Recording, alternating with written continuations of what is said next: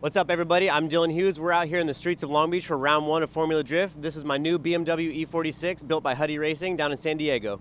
All right, so starting from the front of this E46, as you can see that we got our Achilles radial 123S tires on the front of this thing. We're running a 285/35 in the rear and a 235/40 in the front.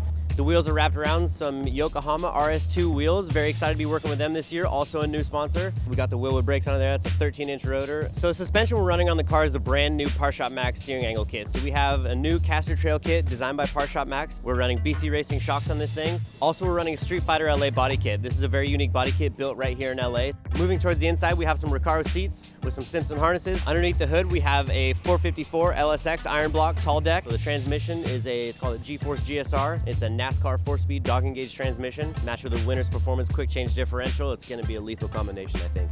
For more information on this car, go to the Formula Drift Garage on wheelwell.com.